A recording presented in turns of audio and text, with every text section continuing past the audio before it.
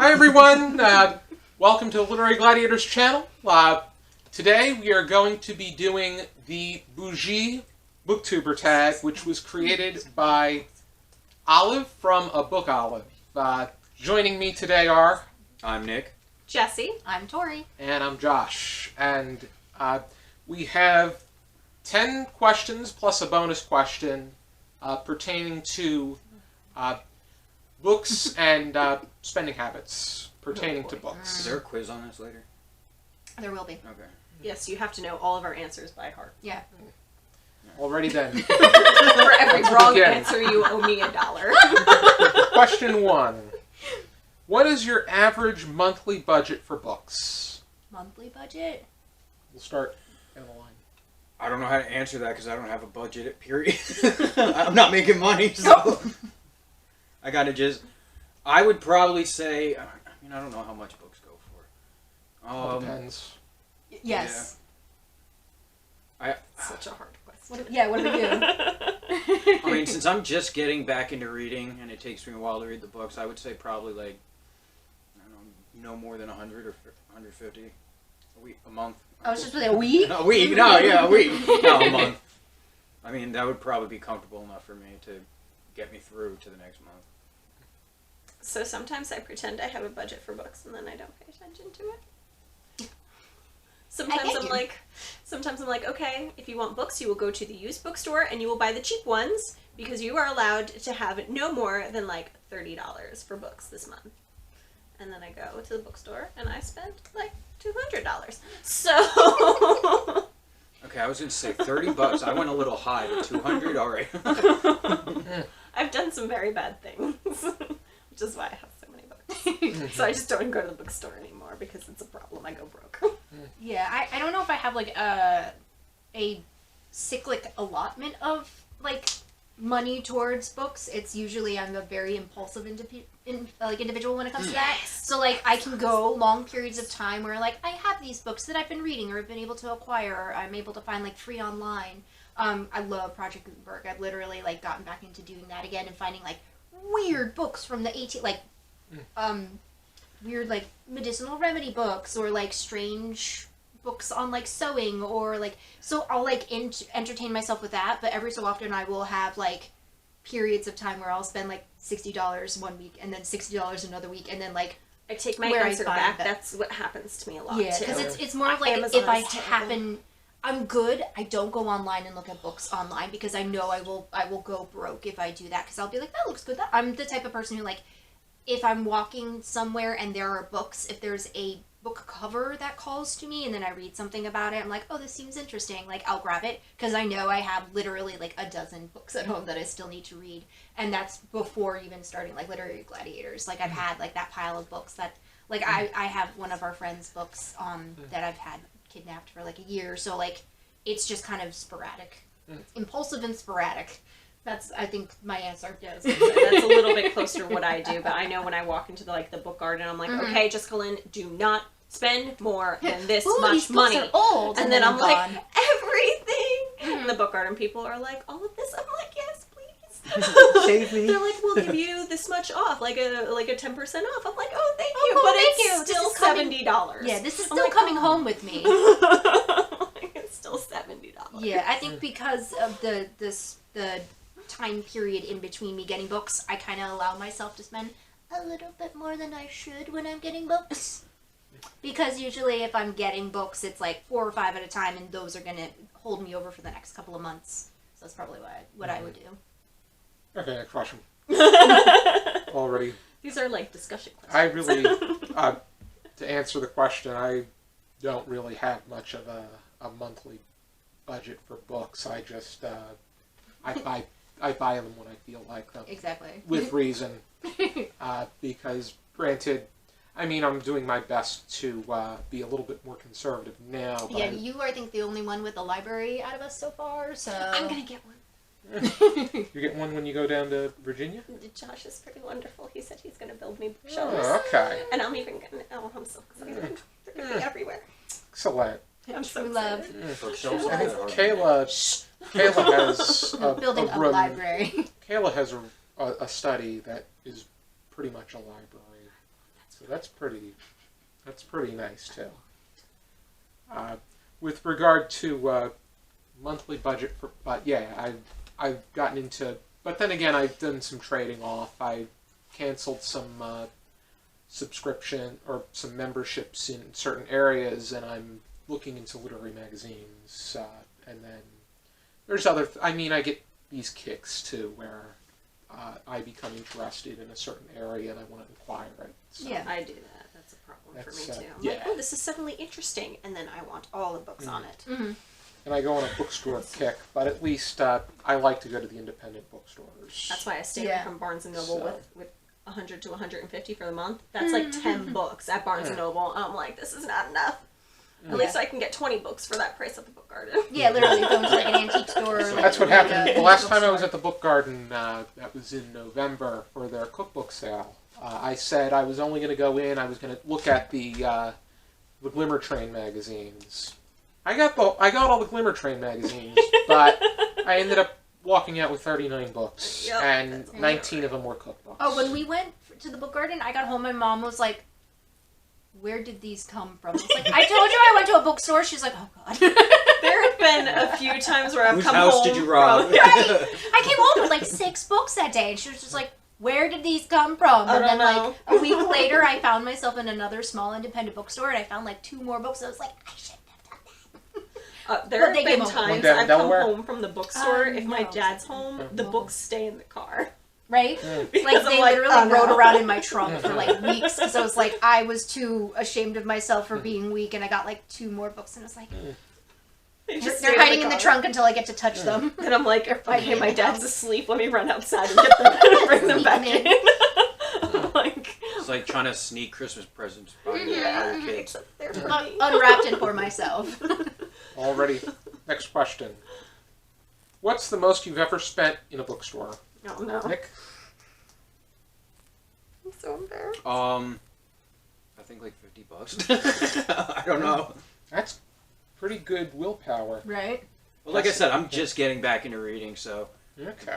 the last bookstore I went to was Barnes and Noble's with my sister, and I got 1 book and she got like 12. So Okay. I don't want to talk about this. she had to take a mortgage out on the house to get the books. $200. Ay, ay, ay. Have you read all of them? No. She hasn't even, they're still sitting in the Look at car. me judging. They're still No, I sitting in get the it. car, I They're get it. old and they smell good, and I really like them a lot. and they're still sitting in her car. No, they're not. They're on my bookshelf. They smell good. In fact, that $200 sale that they got is on the Literary Gladiators channel. Oh, okay. That was one of the halls? Yeah. Oh, okay. It was That's my funny. first visit to the Book Garden. Then I went back the Oh, next day with yeah, my you went- mom, where yeah, I okay. spent $200, and then she spent another $100 on books no, for me. that's And I was hysterical. just like, so I have like that in one visit, it was literally $300 worth of books that I went home with. That's funny. But I now have Gibbon's entire history of the Roman Empire, including the fall and decline of the Roman Empire. That's what In matters. a nice collection. So yeah, and it's old and it smells good. And she hasn't read 1 word in it. No, Not no, yet. I've read 3 Not pages yet. of the She's whole getting there. series. Tori? How much did I think when we went to the Book Garden, that was the most I've spent in one place, because usually it was like, up until then, it was like Barnes and Noble, so it was like one book, like one-off books here and there, so how much was that, like 80 something? But I got like 6 or 7 books, so it's not like I didn't get like 2 things and they were really expensive. I would say I'm a bit more in Jesse's range. I think a few times I've spent at least $200. The most I've spent on books was when I went to the Morristown Festival of Books. I think I spent at least Book $300 festival, yeah, take me. because because a lot of them were autographed too. I got books from Lincoln Child, Scott Westerfeld, Min Jin Lee, Paul Muldoon. There's so many of them that I wanted to have the opportunity to purchase books from and meet, because book signings are quite my author events and book signings are quite my thing. Like I got when my sister and I saw Neil Gaiman speak at the Barnes College in New York. Is that what it's called? It was in New York. He was talking back last March, and he signed a bunch of the books, and I was able to. I nearly spent close to $100 because they had just released the graphic novel for American Gods. They started the graphic novelization of that book, so I have that. But they also had a signed copy of Stardust, and there was 2 left. And I was just like, oh, don't need it. But yeah, the most I spent in one place is that, and then the second place I spent like close to $70 was at Comic-Con a couple years back, and I got a bunch of Neil Gaiman books. Of course. So Was that when you got yourself lost in Ocean at the End of the Lane? yeah, it was that trip. That Okay. trip. I had It was like that such a book, good and then I love that book. Mm. I read Yeah. it 3 times already. It's a good book. Already. Next one. Are you willing to pay full price for a brand new release, or will you wait until you have a coupon or there's a sale? Nick? Depends on what the price is. Like if the book's like $100, I'll wait for a coupon. But yeah, if it's like a $20, $30 book, I'll just go for it. I don't know how much books are, but it sounds good enough. Yeah, no, I was For going the to say most that's part. around what a new book would be. Yeah. See, for me, it depends on which book it is. Like, I'm a big fan of the Game of Thrones series, so if the new Game of Thrones one ever comes out, I'd be more than happy to, I'm going to get that book and read it. And there have been a few times where I saved up money, like when Harry Potter was like first coming out, like instead of going to midnight like premieres at movies, I was going to midnight premiere book for the books. book Yes, releases. yes. That's what I was doing. I was like, it is midnight. I'm at Barnes and Noble's getting my book. So I have paid full price for new books, but again, it depends on what it is. Like if I find something that I'm interested in, but it's not like, oh my god, I need to read this, I can wait. Or can find it cheaper on Amazon. That's what I generally pre-order on Amazon because I get it the day of, and in many cases it's cheaper. So yeah. For the most part, I probably like would look for them on sale. But if it's a limited edition thing, like I haven't, like I kind of like Nick, I've gotten back into like actually genuinely reading for myself again. So like if it's a special edition or if it's like a limited edition thing, like that's one thing. Like I totally would pay full price for that. But if it's like a normal book that I was waiting for, I'd probably wait till it's on sale, or I can find it somewhere that has it on sale. Yeah. I'm pretty much the same thing. There's some books that I like to have immediately. I know I pre-ordered Stephen King's new collection of novellas, If It Bleeds. That's coming out in May. So like if it was Stephen King or Neil Gaiman and it was like limited edition of a certain kind of thing, like yeah, I'm a sucker for that. I'll get the hard copy bound like extra special version of it. If not though, like I'll wait till it's. I don't do it often though at all. Exactly. It's a special occasion thing, yeah. Yeah. Yep. Next one. Would you rather buy one new book or several less expensive used copies? Nick? I would go with the used copies, because then you get more out of it. You get more than just that one book. You could get that book and then a bunch of other stuff. I was going to say, once again, this kind of depends on what it is. I am A-okay with spending $20 at the Book Garden or a used bookstore and getting a bunch of like books, but if that $20 is going to get me a brand new, what am I into, the Game of Thrones book or something, like it depends on what it is. Generally, I'll go for used books, but if the new book is something I need, Yeah, probably like in general, yeah, I'm gonna spend for the used books because used is always better in my personal opinion. So. 'Cause sometimes they have little like writings in the like I people like have little notated writings. things, and I love that. Me too. Mine's several less expensive used copies, we're in and agreement with here. very few exceptions. Next question. What do you think is a reasonable price for a new hardcover, paperback, eBook? One for each. Nick? So paperback, hardcover, and an ebook. Those are the 3. Yeah. So hardcovered, I would probably say anywhere from like 15 to 25. Paperback, maybe 10 to 12. ebooks, I've seen like a lot of expensive ones, but I think like maybe at the most $10. I have to agree with Nick. There are very few instances where I've agreed to spend more than $25 on a hardcover book, and even then I kind of hesitate because I think that's a lot. The paperback books, I don't think I've ever spent more than $11, $12 on a paperback. I refuse to. The thing is, and that's assuming it's new. The issue I was gonna is say new you ones? have Yeah. you have you have mass market paperback Yeah. and you have trade.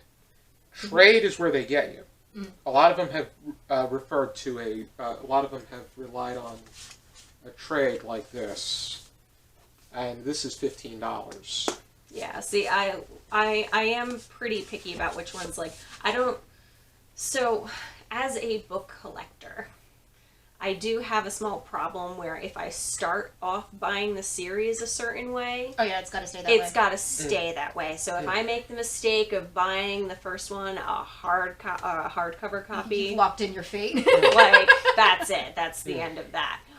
So I am, but if it's not part of a series, I am a little bit pickier. I'll go for like and again, if it's new, like if I went to Barnes and Noble, I'll usually find like a paperback copy, like one of those for like maybe $10-$12. Yeah, like 18 is probably the cap for a soft cover. Yeah. Paperback, depending on the thickness of it, Yeah. like it'll be anywhere from If like. it's a trade, if it's a mass market, it shouldn't be any more than $10.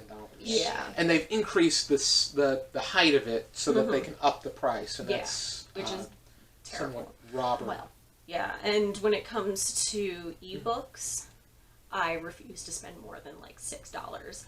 I've seen them pretty expensive, like up to 10, but I won't yeah, spend. I think the that most I've much. spent so far on ebooks is like $12.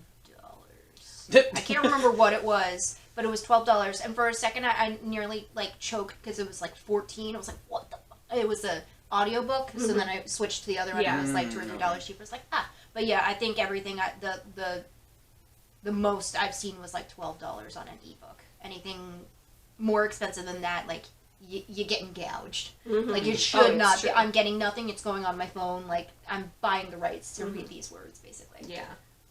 I reiterate. Roger Gutenberg.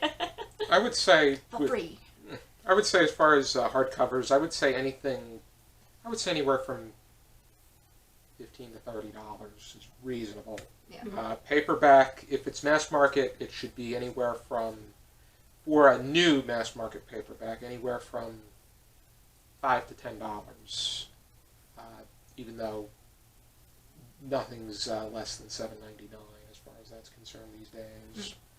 But for a trade, I would say anywhere from maybe 10 to 15. But I think ebooks should be no more than $10 because you don't buy the book, you buy the rights to use it. Yeah. Or buy the rights to read it. Yeah, that's a. Yeah.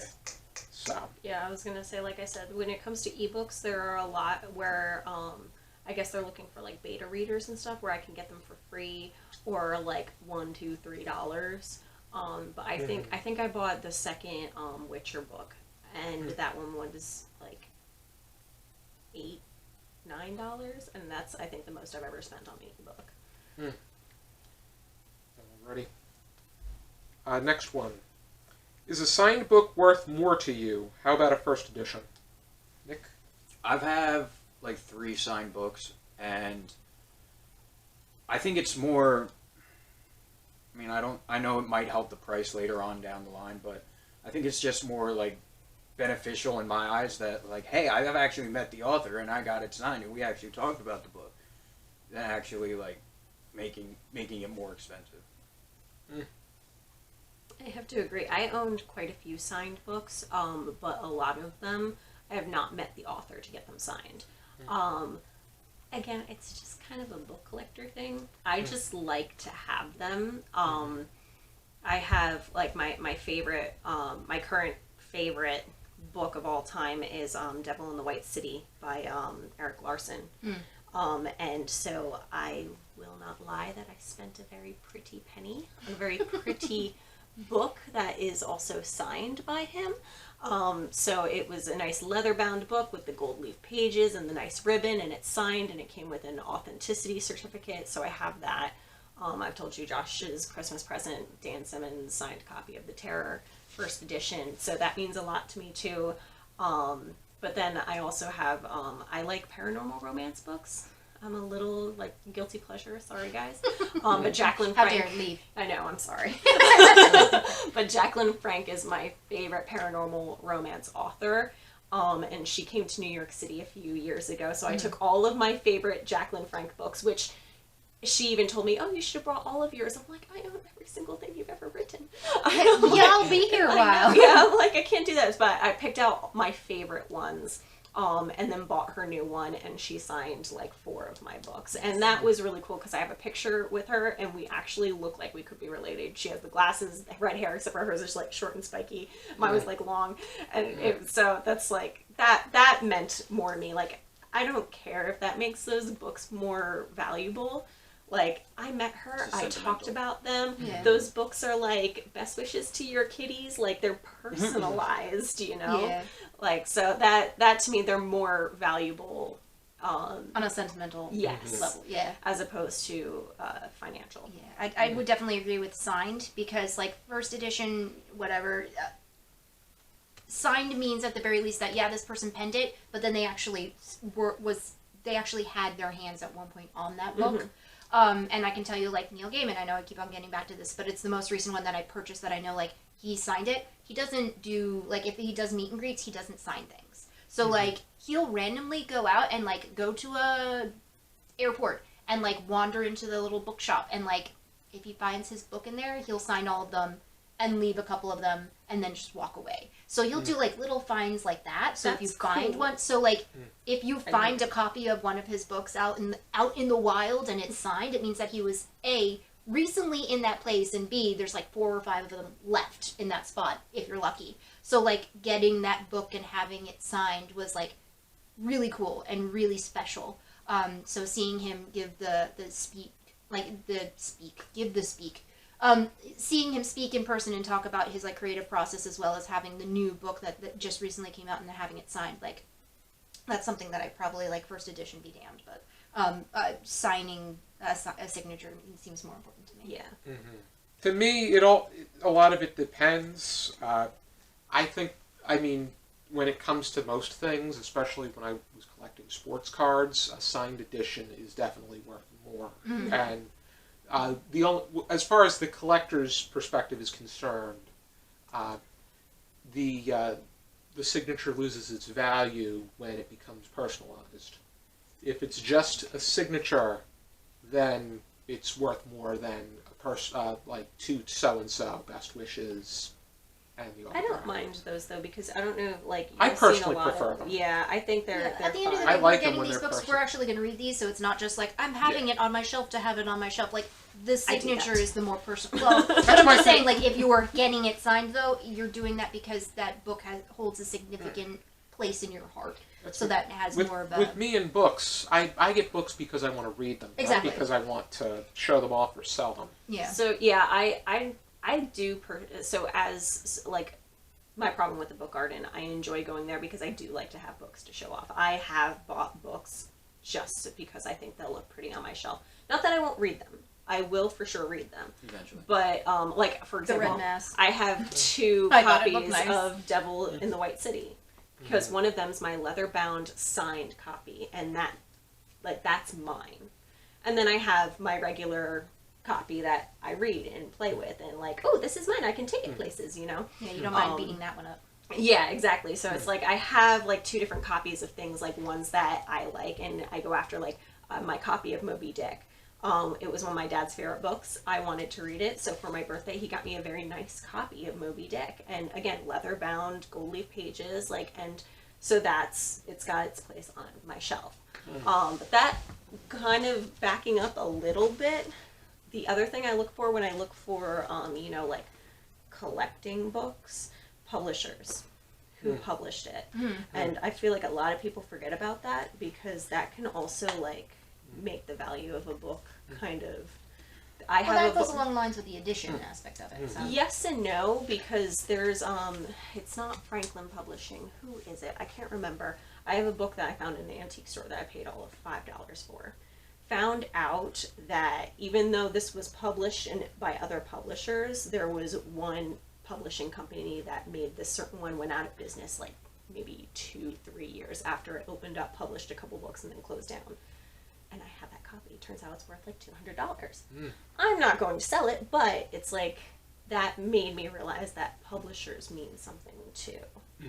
And I feel like a lot of people don't really know that either. At the end of the day, So. it's not about money for me. It's Yeah. about like sentimental. Again, not about money, but it's still kind of cool. Like, oh, I spent $5 because it was like, oh, I wanted to read this book, and I bought it. And I was like, oh, cool, you know. That leads us to the next question. sorry. What is your most valuable book, sentimental or actual value?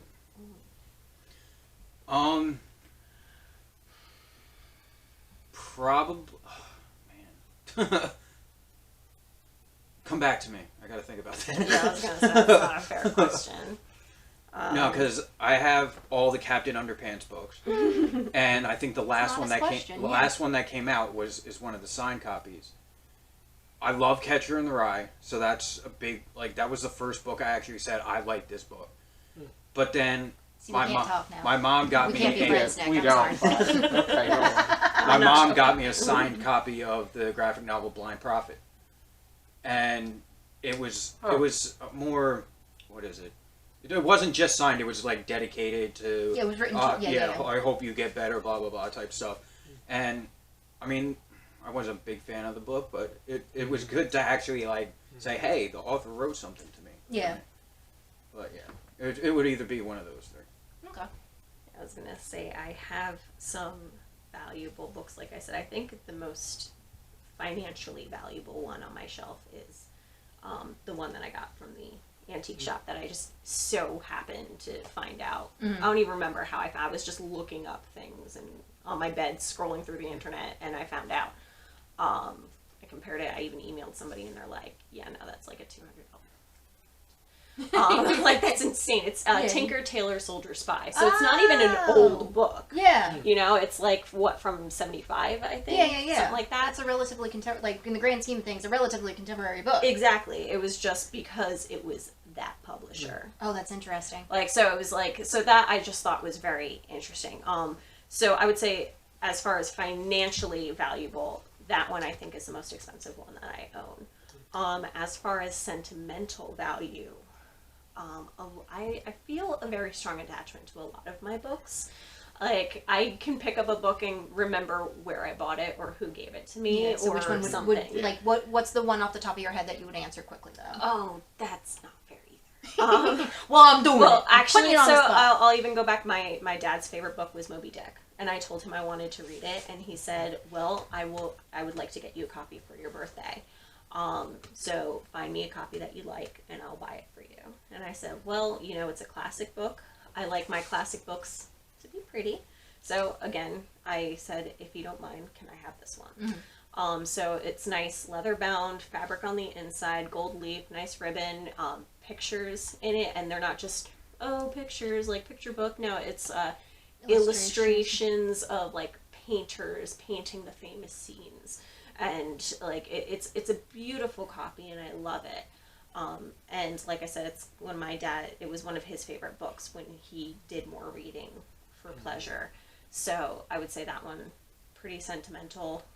Where the Red Fern Grows is, I remember one of my first and I stole it from school, so I have it. Yeah. But yeah, no, there's a few my birthday, my Christmas present from Josh the Terror. I was like, I love this book, and I just sat there on his couch hugging it while I opened my other presents. So, I don't know. I feel like they all have a little bit of sentimental value to me.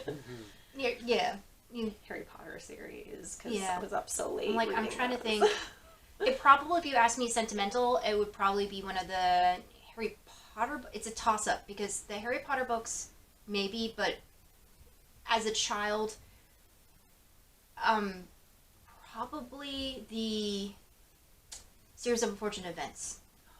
because that was it was like my security blanket, because my mom and my biological father, they were divorced, so it was kind of that sensation of like every weekend we'd have to go to his. So there were these three kids, and I'm the middle child of I have an older sister and a younger sister, and it was two sisters and a brother, but like it was still three kids who constantly was like in a state of flux. And while I was lucky I had stability, I kind of could identify with that. So like that spoke to me of these three ingenious kids who a change in pace liked each other and supported like relied on each other to get through those hard times. And while I wasn't having like the ridiculous hard times as them, like I felt it, like I got it. And so like that probably, if you were to ask me, like that would be my most sentimentally valuable book. I have like a special edition version of that, as well as the very first book that I made my dad. Like I picked one at random and like made him get it for me when I was like really, really young, when it first came out. Like even before there was only 3 books of the series out before it kind of became like a big thing. It was just like this random like new release on the shelf, and it was like eye level with me, and I was like, that's a pretty color. I get that. I get that. It was like my dad had us for like a couple of hours, so I just kind of grabbed it and was like instantly smitten. So that probably is the most sentimental book. And then, like I said, the signed edition of the first in the series of American Gods is probably the most expensive book that I own. I probably can't think of anything else off the top of my. That's the only one that I can think of right now. So I was going to say, I totally forgot about children's books. Like the very first book I ever read by myself, because that was my book. Yeah. It wasn't that and I had like we were raised with you share, like not every, like my sisters didn't get their own copies of things, like we had one we shared, and that was perfectly fine. These were my books. I got them. They were my own personal thing that was got for me, because none of my other sisters read the books, and it wasn't that I was like hoarding them from them. It was just I got this. This was a choice that I got to make as a kid. I bought these books. This was the book series that I was reading. Like I was sharing Harry Potter with my sister. She was getting them, and I was reading the books along with her. Like when she was done, she would give it to me.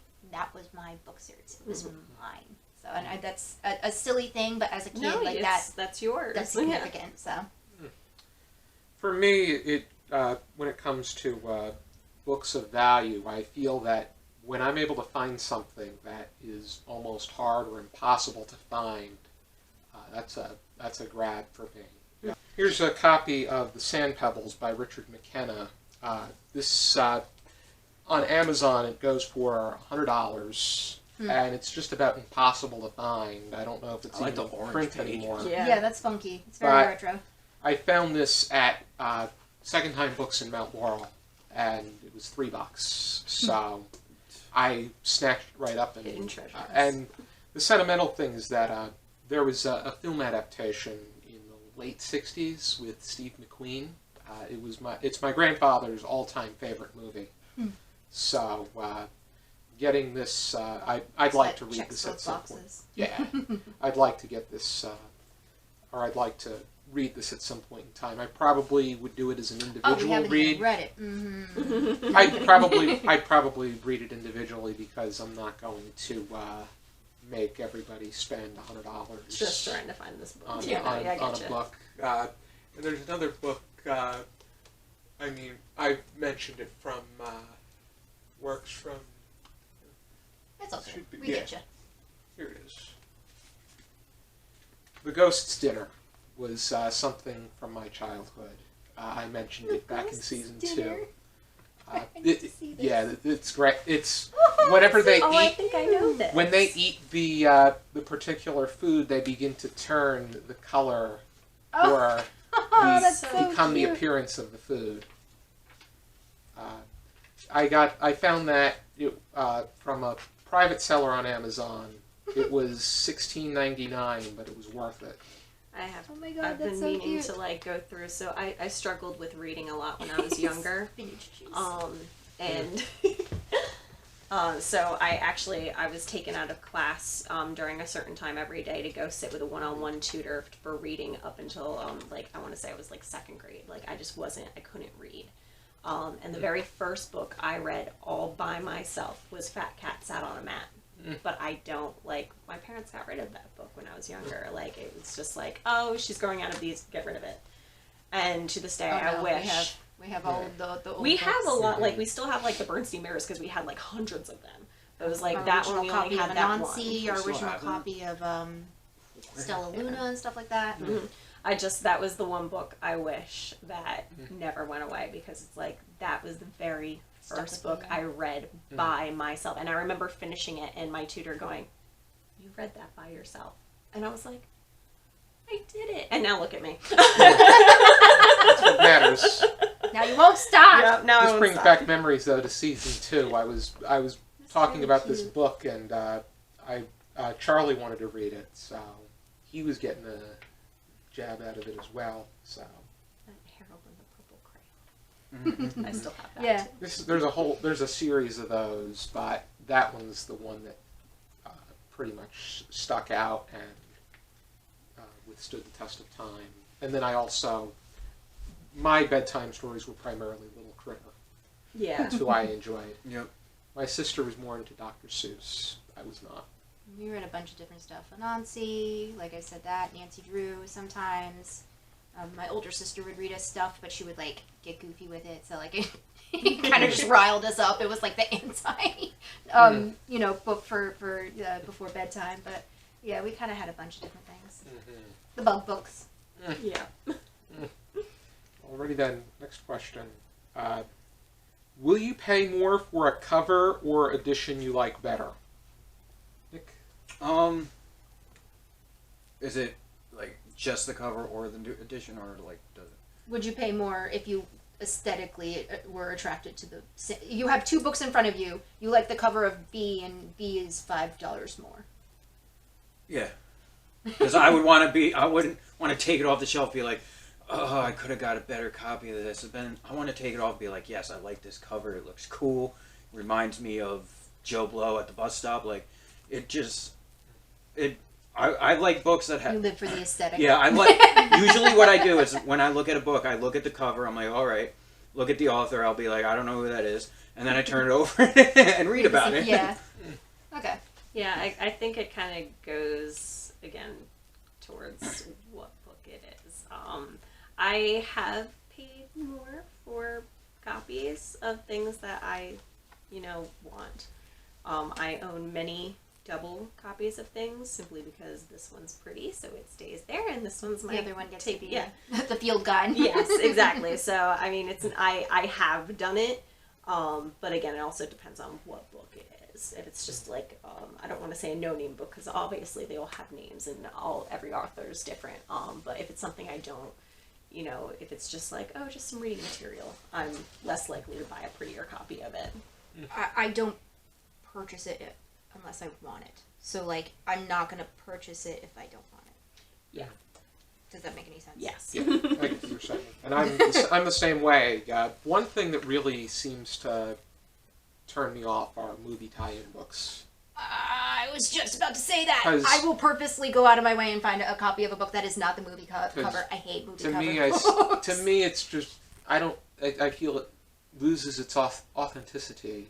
I'm not against it, but No. I also If I wanted don't the poster, own I'd buy many. the movie poster. Mm-hmm. I was gonna say, so Shutter Island, my copy is the movie cover, but I've never seen it any other way. So, but I want to, and that and American Sniper, I think, are my two. No, I own 3: Memoirs of a Geisha, American Sniper, and Shutter Island are my 3 that have movie covers.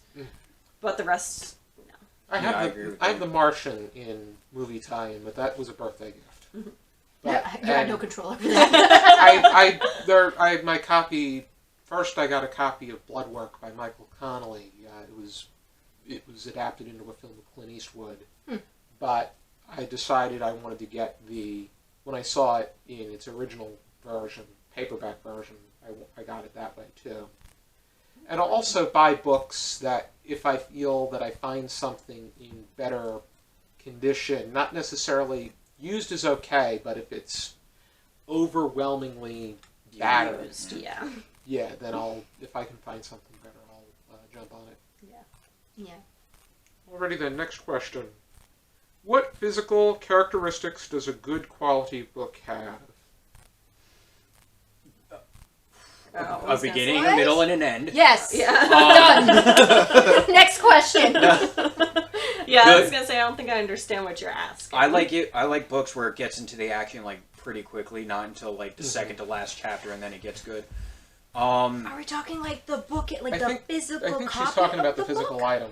Oh, okay. Yeah, that's why I wasn't like understanding exactly what you were asking. Yeah, I was like, oh, we're getting esoteric. Like we're To me, gonna as be long here as a there- while. As long as there's no stains or doesn't smell overgrown and gotcha. bad, Okay. that's all that matters. Okay, so then- unless it's not I need yeah, to yeah, fan yeah. through the book and like, and if it smells good, I'll be like, all right, this book's mine. Yeah, bonus points if it smells like I an don't- old book, it but for the depen- most part, yeah. Yeah, I If mean, it's not too battered, if it's not moldy, If you and open it and find $20, that'd be cool too. yeah, bonus. I have a I- Swiss cooking cookbook that smells a little bit moldy, but that makes it smell like cheese. I rented a book Yeah, from well, the yeah, I was library gonna say, once that's where what- pages were missing, and I was so disappointed. Like, Yeah. that's not okay. So, yeah. Like I found a copy of something that literally has like somebody went through and they must have been doing like a theory, like a thesis on it or something like that, and like there are certain things that are underlined. Like I don't mind that.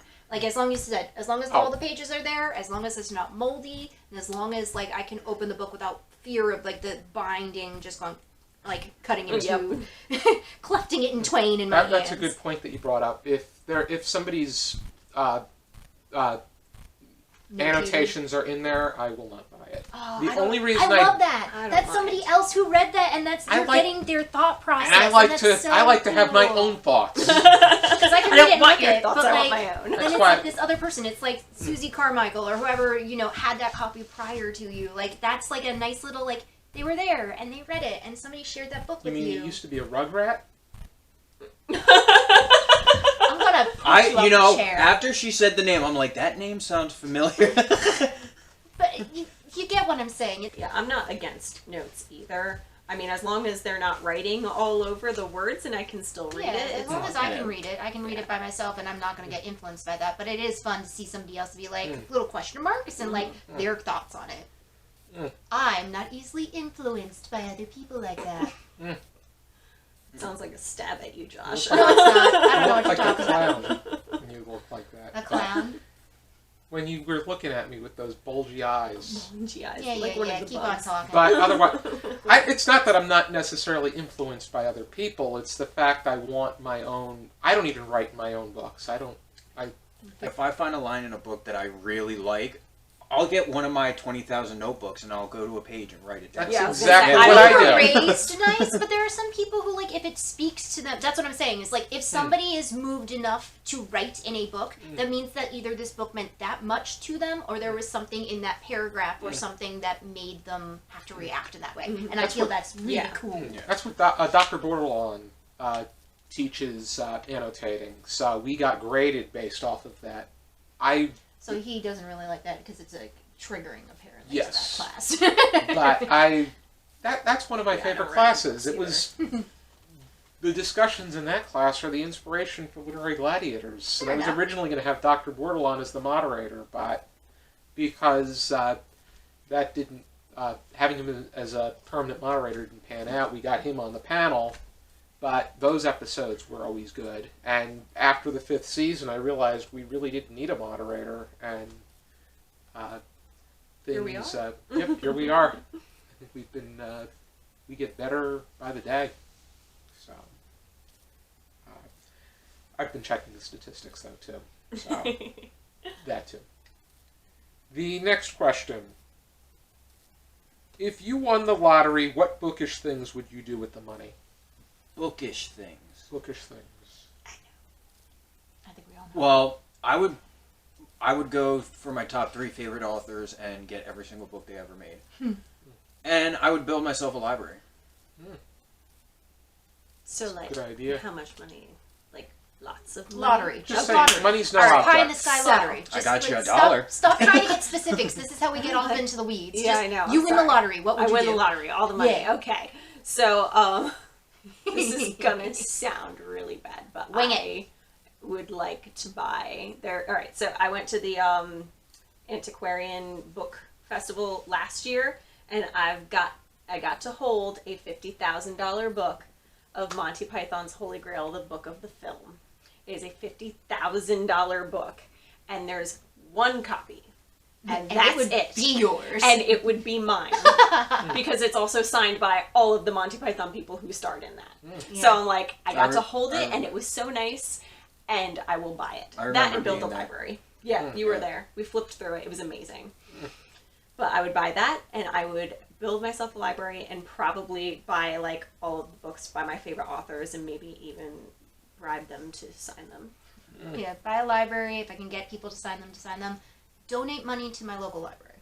That's a Yes. good idea. That's definitely what I would do. I would be that I was a person little and be like, because I think libraries are important, and I'm not trying to like. No, I was gonna say I was a little selfish there. No, you're right. and that's what the question was. Like, what would you do with that money? But like, that's what I would 500% do. Is like, yeah, I'd get myself something to build a library because I know me. I'm gonna go out and get books. I already have enough books in my household to have my own library. But I would definitely make sure that some of that money goes to the library because the library is such an invaluable source of like references and materials, and like it's not just the books, it's also all of the other stuff that they do for every age range. There's daycare stuff over the summertime for kids, there's help Yeah. for seniors and older individuals who need help with like computer technology and computer literacy and stuff like that. So like, and I can tell you the Ocean County Library that like is by me has like a 3D printer and a like sewing project area, so that there is so much that in the the libraries. library system does for us. And it's all free. Like, you get a card and that's it. Like, you get to go in and use these services, and they're open for long hours of the. They're always open, almost always open. Growing up, my library had a teen advisory board where we put things together for teenagers based on books and things like that. Absolutely. We ran a whole Harry Potter night for younger kids, and we all dressed up as different characters and did separate Yeah, things. And there's- I would not be half as enthusiastic about books if I wasn't part of That's the what tab. Kelsey's a YA librarian. Pants. But yeah, so long story short, there is so much that is the. So that's probably what I would do is I would invest in the local library system Yep. wherever I was at that time. Okay, yeah, that sounds. Yeah, I like that idea. I probably would. That's a genuine answer. definitely take- yeah, absolutely. Because what am I going to do with I all took that Took money? the words right out of my mouth. Yeah. I was about to say I would donate. And donate. And donate money. I'd probably. My turn is over, I'd but I be, should- I'd be looking for a. I'd probably have put together a second library. I would probably, just as Tori would be investing in libraries, I'd be investing in bookstores. I think that we need to have more physical bookstores in there, even if it's just cafe themed bookstore or cafe/bookstores where people can Physical locations. shop yeah. for books and then also hang out and read and I remember there was one. chill. There was a. It was an ice cream shop down near 72 in Manahawkin I that passed it. had like Eat they this. had books there where you could like eat ice cream, buy a book and stuff. But there's a Shakes and place in- They cakes don't- or what? It's it was not like there anymore. it's still an ice cream shop, but they They don't got have rid any of the books in books. it anymore. Okay. There's a bookstore in, and I'm going to forget its name, in Rehoboth, and it's known specifically, it's like a small tchotchke store, but there's also like a little walk-up window, browse about books, and it's a huge bookstore, and the outside of the bookstore looks like it's painted, like shelves upon shelves of all these like pun and like Delaware-related like titles. So it'd be like Sandy Potter and the Search for the Holy, like something or other, like, but like, so that's a store that is a bookstore, but it also has a little coffee window, and it has a little spot for you to like, if you're outside looking at books and Yes. stuff like that, like it's the cutest little store. So yeah, like having physical locations where reading can happen and like encourage and foster. Yeah, more that like mom want. and pa type books. Yeah, so Yeah. the small independent bookstores. Yeah, that's, I'd also like to invest in some more, or subscribe to some more literary magazines because I feel that they are really important in fostering up and coming writers. Many of your short stories that you, Ernest Hemingway, for instance, 50 Grand by Ernest yeah, Hemingway, support the smaller made its folks. debut in the Atlantic Monthly, and it's still Atlantic is still a prospering magazine. Doesn't really produce very much literature, but kind of like Still something, Yeah. The New Yorker and how that has made a prominent impact on writers.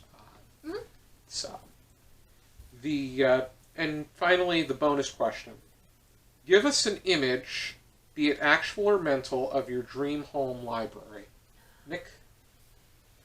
See, I see like 2 double doors opening up, and you walk in. Straight ahead, there's a fireplace. On the mantle, there's a few like notebooks and stuff. 2 leather chairs right in front of the fireplace, and then everything else from floor all the way to the ceiling is just books. And you got one of those ladders on the bar that you slide around. Slide around and just like a nice bare carpet, like an old Victorian style library. That's what I want. Give me In a modern house. brass and mahogany, lots of good, comfortable spaces to read, big windows for lots of lighting, but the You ability walk to in, it close smells like newsprint. So yeah, and a desk for me to be able to do like my own writing as Yes. well. I think in the Yes. corner with lots of, like I said, very well lit, lots of books. I would want a typewriter like behind me and vaulted not actually ceilings, use it, but maybe some The only tinted issue glass. with having a laptop or whatnot or a computer is sometimes it may prove to be a distraction. I know not me. always. If I need to type something, like I want a space where I can do my own sort of writing, but have all of the other inspiration More there so- as well. A word processor would be better. Or just a desk where I can write. That's all I want is Yeah, someplace where I sometimes I can just keep need all my journals. writing and my papers and my pens and that kind of stuff. Off in the corner, but everything else, like you said, plush leather seats or a nice couch or someplace where I can be comfortable and just throw myself down and with abandon and like So- abandon myself. I want to As- get one of those like therapy beds. Oh, where- a chase? Yeah, where you could just lay there and you'll like be Like sitting a up. fainting couch or whatever Yeah. those are called with one arm. Yeah. Yes. So as much as I love the idea of like that beautiful like mahogany in the floor, like and the leather and the fireplace, which my ideal library wouldn't be as this is gonna sound bad, dark. Like you know how you have That's like what I'm saying. like Floor to ceiling windows. Give me skylights. Give me lamps I don't even want to say everywhere. that. I like just maybe I don't want to say white either, but a nice bright color. And instead of having like a couch, I would still like to have like a nice chair that I could sit in if I wanted to. But I want one of those like those in the window coves, like Yeah, you know, recessed like seating. Yeah. like almost like it's on the windowsill but deeper and like plush and maybe little drawers underneath. And I'd need a desk. Because I do a lot Make of it writing inviting, as well. make it warm. I want other people to feel like Yeah. they can come in and read. Like that would be the other thing is that if I were to, I want a big enough library and I want everybody who knows me to be like, go in if you find something you want. You get to take it and you get to read it just as long as you Just bring sign it it back. out. Sign it out. Yeah, Yeah. exactly. I will have my Even own that- And then library. you- I will invest in another library. This is a call for Joe Blow. Please return the book. Could in you 2 imagine? Yeah. No, So you've had my book for 2 make years. it comfortable so everybody can read in the same room. Like I want it. I would want it to be a quiet room because I also dream of like having a family. So I want that. Like if I have children, quiet I want space. this. Like this is the quiet. You can do your homework in here, or you can pick a book off of mommy's shelf and read it. And like Exactly. this is a safe place for you to unwind and relax I- and learn.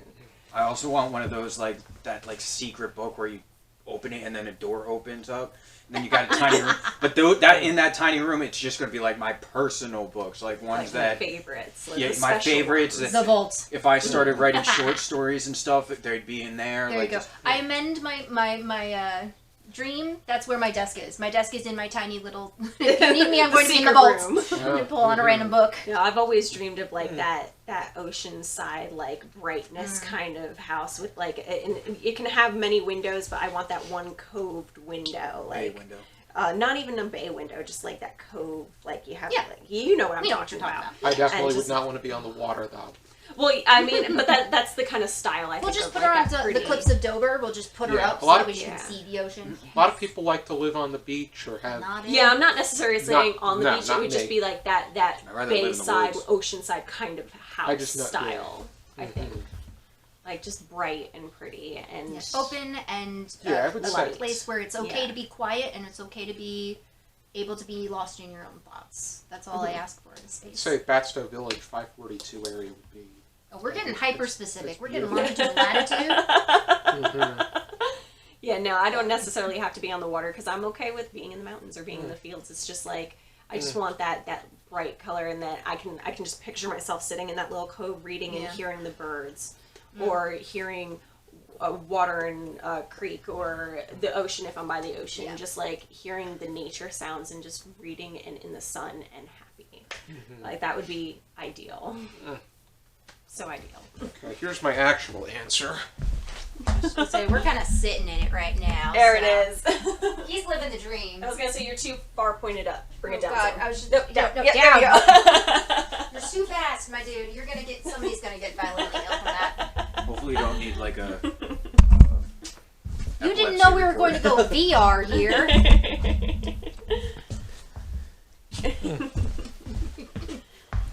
Is the mic on? As for ideal, I'm not too finicky. To me, it's the same way as I like cars. I want, if it works, if it fits my books, and if there's space for me to enjoy comfortably. I think ideally, if there's climate control, that would be great too. Mm-hmm. Yeah. So I can control Protected the books. the heat, and yeah, perfect for the books as well, so that it's warm or cool enough for me to enjoy, but at the same time it doesn't do a damper to any of the books. But as far as long as it is not an eyesore where it's as long as it's clear light where I can enjoy it, not very overwhelming light or too dim so that you can't read the material. That's what I'm saying. Open windows, you're good. Natural light. Yeah. Mm-hmm. You're set. It depends, though. I mean, sometimes Get semantical about the kind of light from outside. My God. the issue want a with 50 Windows watt is you tube can light. use that It needs to space. be about like 40 watts. You got to use warm. the space from the bookshelves or take up a lot of the partially space. cloudy That's true. day. He does make a fair point, though. The bookshelves. You gotta. Yes. If you have like how the windows are over there and the rest are shelves, is that a sufficient amount of light? Well, the light in here is actually pretty good. It's good lighting. Yes. Yeah. Alrighty then. Pretty much does it for the Boujee Booktuber Tag. That was pretty bougie. Yeah, we're if you're watching this video, you have yet to do the tag, and you're interested, we encourage you to do so. Thank This you was for a tuning. fun one. I liked this one. Yeah, there's Dreaming about your ideal library. You know what? My bare minimum library. I have books. I have so many books. A place where I can put my books. I want shelves. I don't ask for much in life. I need. Give me a flat surface I can put them on. have like 5-10 book high stacks of books in the bottom of my closet. Her nightstand is a stack of books. Like they don't have Yeah. shelves. I need more no, shelves. we get I just want shelves. already. Thank you for tuning into this video, and for now, keep reading.